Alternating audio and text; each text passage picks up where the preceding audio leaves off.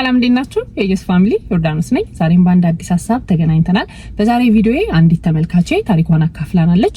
ለሷ የከበዳትን ለውሳኔ ያስቸገራትን ነገር እናንተ አዳምጣችሁ በጨዋ ደንብ ሐሳብ አስተያየት ምክራችሁን እንድትለግሷት ነው እንግዲህ ጥያቄ ያቀረበችው። አንዳንዴ የኛ ታሪክ እኛ ጋር ሲሆን በጣም የሚከብደንና ለመወሰን የምንቸገርበት ነገር ሌላ ሰው ጋር ግን ሲሄድ በጣም ቀላልና ይሄ እኮ በጣም ተራ ነገር ነው ለምን እንደዚህ አታደርጊም የሚያስብሉ አይነት ታሪኮች እኛ ጋር ሲሆኑ ግን ለውሳኔ ይከብዳሉና ምንም አይነት ጀጅ ሳታደርጓት ታሪኩን አሁን ስነግራችሁ ከበድ ስለሚል ነው። ምንም አይነት ጀጅመንት ላይ ሳታስቀምጧት ግን ይሄንን ብታደርጊ ጥሩ ነው ይሄንን ደግሞ ባታደርጊ የሚል የጨዋ አስተያየትና ምክር ፈልጋ ነው ታሪኳን ያካፈለችኝ ማለት ነው። ሶ ምንድነው ታሪኳ? ኦኬ እንዴት አድርጌ ልጀምረው? ከባሏ ጋር ወይም ደግሞ ባሏን ኢትዮጵያ ሄዳ ያገባችው እሷ ናት። እሷ እዚህ ሀገር ነው የምትኖረው። ሶ ባሏን ፕሮሰስ አድርጋ ያመጣችው እሷ ናት። ኦኬ የተግባባሁት ወይም የተዋወኩት አለችኝ የአክስት ልጅ አለችኝ ከሱ ጋር የምትሰራ አንድ ቢሮ የሚሰሩ አለችና እንዳጋጣሚ ከሷ ጋር ረጅም ስልክ ወሬ ያወራን ቢሮ ውስጥ ስለነበረች ወሬ ያወራ እንዴ አንቺ ከማን ጋር ነው ይሄ ሁሉ ሰዓት የምታወሩ ይብሏት እንደዚህ አክስቴ ልጅ ናት አሜሪካን ሀገር ነው የምትኖረው ምናምን ብላ ብቻ እዛው በስልክ አስተዋወቀችኝ አለች። ከዛ በቃ ያቺ ናት እኔና እሱ ኮንቨርሴሽን በሷ በኩል ያቺ ናት አለችና ከዛ በኋላ ግን አይዲንግ ዲቴል ስለኔ ጠይቋታልና እሷም ነግረዋለች ይመስለኛል። ፌስቡክ ላይ ሪኩዌስት ላከልኝ አለች እና ሪኩዌስቱን ተቀበልኩት። እሷ ነግራኝ ነው አለች እንደዚህ ሪኩዌስት ልክላታለሁ ብሎኛል እንደውም ስላንቺ ነግሬዋለሁኝ ብላኝ ሪኩዌስት ተቀበልኩት አለችና በዛ ሰዓት ደግሞ እውነት ለመናገር ፋሚሊ እዚህ ሀገር መጥቼም ቆይቼ ስለነበረ እንደ አንቺ ልጅ መቼ ነው የምታገቢው ብለው በጣም ብዙ ጥያቄ የምትጠየቅበት ሰዓት ነበርና እሷም አይ ቲንክ ያንን አስባ ይመስለኛል አለች። ከዛ ሸበላ ነው ስታዩ ትወጂዋለሽና አውሩ ዝም ብለሽ ብላለችኝ። እውነትም ሳየው በጣም ሄሉክስ አንድ ሰማለች በቃ ቆንጆዬ ነው ምናምን በደንብ ማውራት ጀመረን አለች። ከዛ በኋላ በቃ ሶስ እስኪ ይዘኝ ድረስ አለችና የእውነት ሪሌሽንሺፕ ሆነ። ከዛ በኋላ ወሬያችን ሁላ ተለውጦ ሪሌሽንሺፕ ሆነ። በደንብ እናወራለን ከቴክስት ከፌስቡክ ቻት አልፎ በስልክ በደንብ እናወራለን። ካላወራሁት ሁላ የሆነ አይነት ስሜት ነው የሚሰማኝ ሰው ፍቅር ያዘኝ ማለት ነው አለችኝና በእንደዛ አይነት ሁኔታ 2 አመት ቆየን አለች። በስልክ እንግዲህ በፌስቡክ ኦር በስልክ በቴክስት ብቻ እያወሩ ማለት ነው። ሶ ለምንድነው ላይፋችን ላይ ዲሳይድ ማናደርገው? አንድ ውሳኔ መወሰን አለብን። እንነጋገር ብሎ አናገረኝ። በቃ እኔም ሬዲ ነበርኩኝ ለሱ ሲጀመር በጣም ወድጄዋለሁ አለች። እንደን ከ2 አመት በኋላ ዲሳይድ አደረጉ ለመጋባት ወይም ለጋብቻ ማለት ነው። ሶ ሽማግሌ ላክ አልኩት አለችና ከዛ በፊት ግን ያክስቴ ልጅ ስጠይቃት በጣም ጥሩ ባህሪ ያለው ነው ላይክ ቢሮ ውስጥ ጥሩ ባህሪ ነው ያለው ነው የምትለኝ።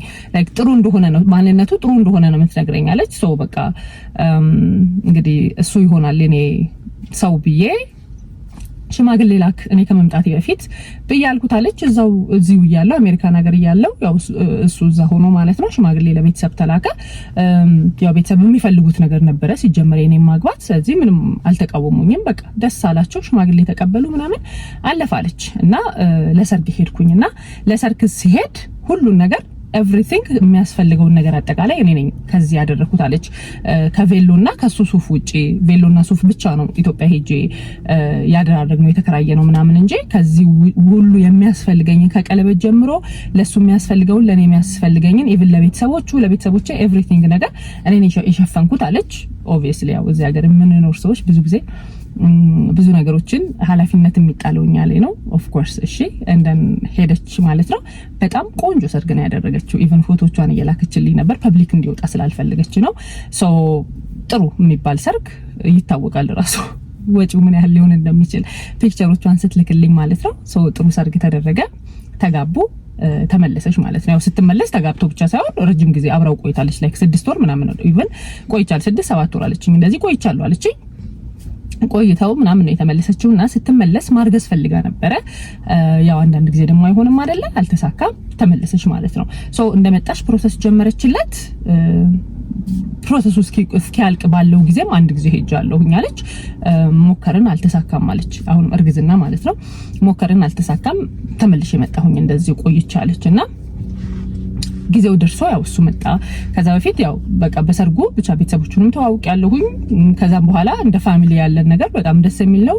እህቶቹ ጋር አወራለሁኝ። ቆንጆ የፋሚሊ ወይም ደግሞ ይሄ የባልና ሚስትም ግንኙነት አለን አለችና እስቲል አሁንም የሚሰራው ያው ከአክስቴ ልጅ ጋር ስለሆነ እሷም ትነግረኛለች ስለሱ ጥሩነት ባህሪ ምናምን አለችና ፕሮሰሱ አለቀ። ለኔም በርቀትም ቢሆን ጥሩ የሚባል ባል ነው። ችላ አይለኝም። ጧትና ማታ ድምጼን ስለመስማቱ ደና ስለመሆኔ ስለውሎዬ ስለ እያንዳንዱ ይሄ በርቀት ስለሚደረጉ ነገሮች ብቻ ውሏችንንም ሼር እንደራረጋለን አለችና ሳላወራው አድሬ አላቀም እንደዚህ ጋፕ የለም መሐላችን አለችና ፕሮሰሱ ያው ጊዜ ፈጀ ወደ 3 አመት እንደዚህ አለች ግን መጣ አለችና መጥቶ ያው ኑሮ ተጀመረ በጣም ደስተኛ ነበርኩኝ እዚህም ያው ጓደኞቼ ምናምን በደንብ ተቀበልነው ኤርፖርት ድረስ ሄደን ቤትም ሲመጣ ፕሮግራም አዘጋጅተንለት ነበር ጥሩ አቀባበል አደረግንለት ከዛም ደግሞ ጓደኞቼ በየቤታቸው ምሳም እየጠሩን ራትም እየጠሩን በቃ እዚህ ያሉ ደግሞ በእኔ አካባቢ ያሉ ሰዎች ጥሩ የሆነ አቀባበል አደረጉለት ኑሮ ደስ በሚል ሁኔታ ተጀመረ አለችና አብረን 2 አመት ያህል ኖረን አለችና በ2 አመት ውስጥ ግን ምንም መድኃኒት አልተጠቀምም ምንም ነገር ማረጋው ነገር የለም ግን ልጅ ስንሞክር ሊሆን አልቻለም አለችና በቃ እኔ አሁን ስሜቴ እየተቀየረ መጣለች በቃ እየደበረኝ መጣው እና እሱ ምንም የኔን ያህል ብዙ ባዘር አረጋው ማለችና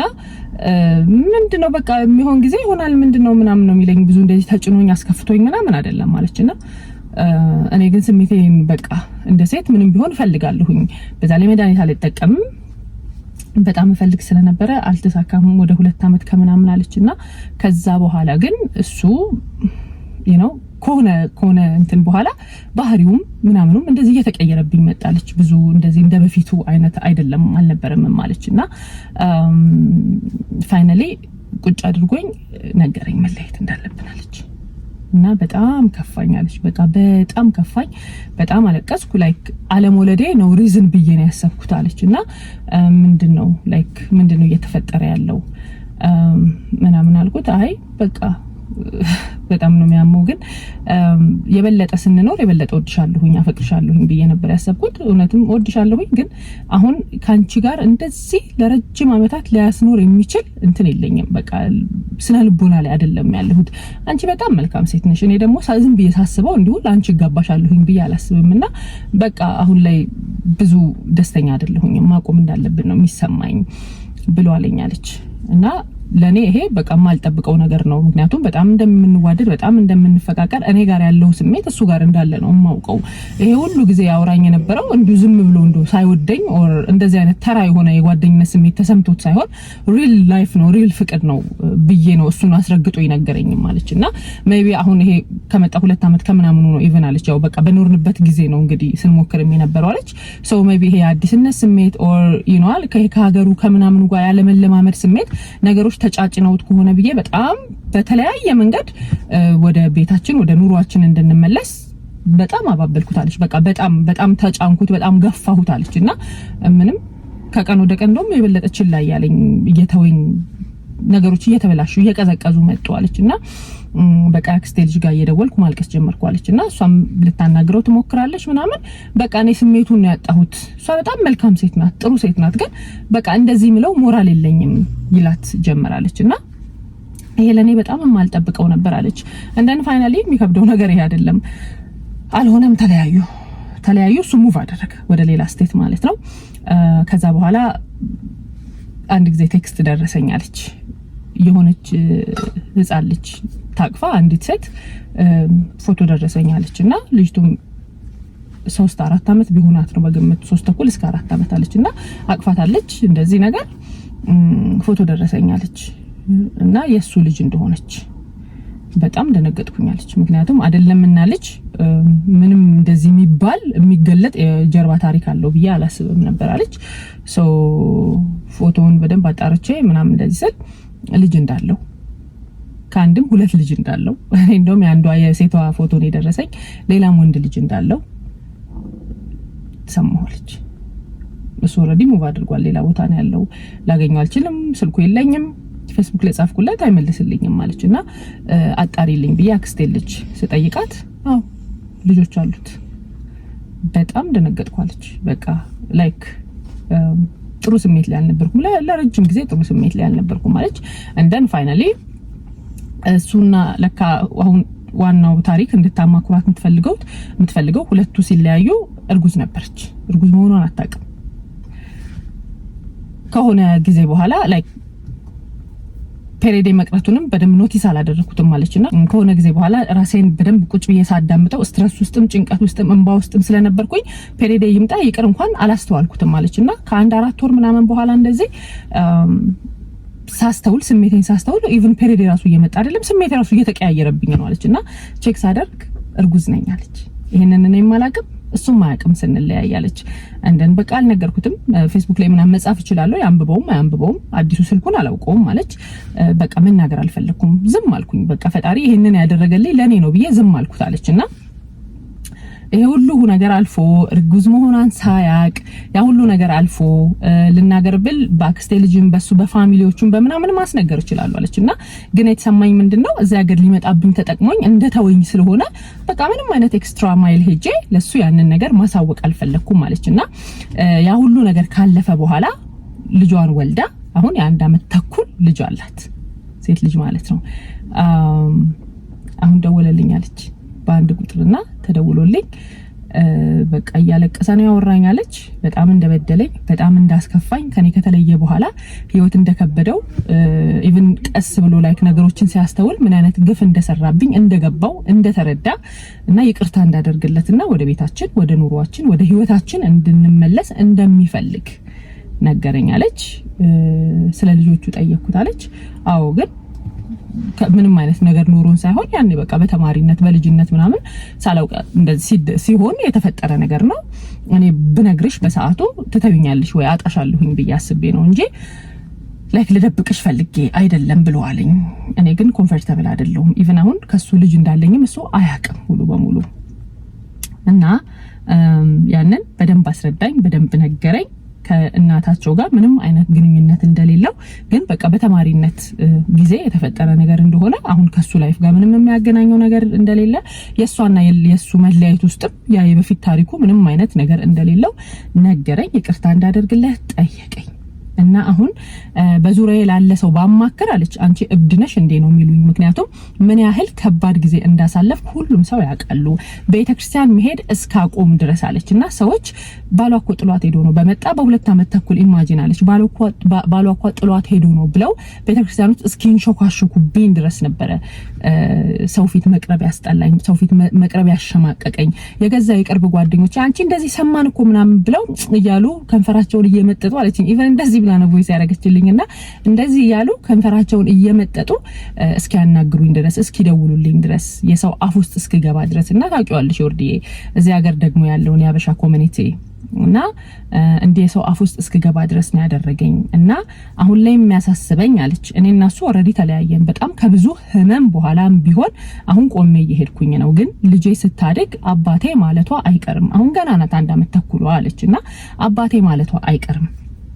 ያኔ አንደኛ ያለ አባት እንደዚህ ዝም ብላ በቃ ወይ በእንጀራ አባት ላይፍ ይቀጥላል። የሆነ ጊዜ ላይ ሌላ ሰው ለምጄ ማግባት አይቀርም። ግን በእንጀራ አባት እንድታድግም አልፈልግም። ዝም ብዬ ደግሞ ሰው ሳልቀርብ ወደ ህይወቴ ማንንም ሳላስገባ ደግሞ ብዬ ብል እንዲሁ ዝም ብላ በእናት ብቻ ያለ አባት ጣዕም እንድታድግም አልፈልግም። እና ምን እንደማደርግ ግራ ገባኝ። በእርግጠኝነት በዙሪያዬ ያሉ ሰዎች እንዲኮ ደውሎልኝ እንዲ አለኝ ብላቸው አንቺ እብድ ነሽ ነው የሚሉኝ ስለመታረቅ እንኳን ባወራ አለችኝ ማለት ነው። ምንድነው እውነተኛው ስሜት ሻልኳት። ይሄ በልጅሽ ከምናምን እሱ ትክክለኛ ነገር ነው። ይሄ የማንነት ጥያቄ ለልጅሽ አባት መስጠት ምናምን ይሄ ትክክለኛ ጥያቄ ነው። ምክንያቱም ልጅሽም ስታድግ አንቺን የምትጠይቅሽ ነገር ስለሆነ አባቴ ታለ ትልሻለሽ። ግን አንቺ ስለሱ የሚሰማሽ እውነተኛ ስሜት ምንድነው? ትክክለኛው ነገር ላይክ የእውነት ትጠይዋለሽ ወይስ ያላለቀ ያልተቋጨ የሆነ ስሜት አለሽ ለሱ አልኳት ማለት ነውና የወዲህ እውነት ለመናገር ጠልቼዋለሁ አልልሽም። ስቲል ቢመጣና ወደ ህይወቴ ባስገባውና እድል ብሰጠው የሆነ እንደገና ለመልሰው የምችለው አይነት ስሜት እንዳለ ለሱ ይሰማኛል። ጠልቻ አልጠላሁትም። ግን ደግሞ ያደረገው ነገር በጣም አቁስሎኛል። በጣም ከባድ ጊዜ አስቢው። ተከርተሽ በዛ ላይ እርጉዝ መሆንሽን አውቀሽ ከዛ የነዛ የመጀመሪያ ልጅሽን ደግሞ የእርግዝና ጊዜያቶች ብቻሽን አሳልፈሽ አለችኝ። ከዛ እንደገና ሰው ሁሉ አፎስ ገብተሽ ባሏ ጥሏት እኮ ሄዶ ነው ተብለሽ ከዛ ደግሞ ልጃችን አግብታለሽ ብለው የዳሩሽ ቤተሰቦችሽ ባልሽ እንደተወሽ ደግሞ ሰምተው በጣም ከባድ ጊዜ በጣም እንባ የሞላበት ጊዜያትን ያሳለፍኩት በቃና አሁን ምን ማድረግ እንዳለብኝ ግራ ስለገባኝ ከኔም ስሜት ሆናችሁ ከልጄም ስሜት ሆናችሁ እሱን ይቅርታ ማድረግ አለብኝ ወደ ህይወቴ መመለስ አለብኝ ወይንስ የለብኝም የሚለውን ነገር በጨዋ ደንብ ምክር ስጡኝ። ቁጭ ብዬ የሁላችሁንም ኮሜንት ሐሳብ አስተያየት አነባለሁኝ ብላ መልእክት አስተላለፈችልኝ ማለት ነው። ረጋ ብዬ ያወራሁላችሁ እንደው በተቻለኝ መጠን ያለችኝን እያንዳንዷን ወርድ እንዳረሳ ብዬ ነው። ሶ ይሄንን ይመስላል ማለት ነው። እኔ ትንሽ ከበደኝ ይሄንንም አርጊ ይሄንንም አታርጊ ለማለት ከስሜታዊነትም የጸዳ ሐሳብ አስተያየት ስለሚያስፈልግ ማለት ነው። ሶ የዛሬ ቪዲዮ ይሄንን ይመስላል። እንግዲህ በጨዋ ደንብ ምክራችሁን ለግሷት ያስፈልጋታል የምትሉትን ነገር በአጠቃላይ ለሷ ከባድ የሆነ ነገር ለእናንተ ቀላል ሊሆን ይችላልና እባካችሁ እንግዲህ በጨዋ ደንብ አድርጉት ሁሉንም ነገር። አመሰግናለሁኝ። በሚቀጥለው በሌላ አዲስ ቪዲዮ እንገናኛለን። እስከዛው ድረስ ባይ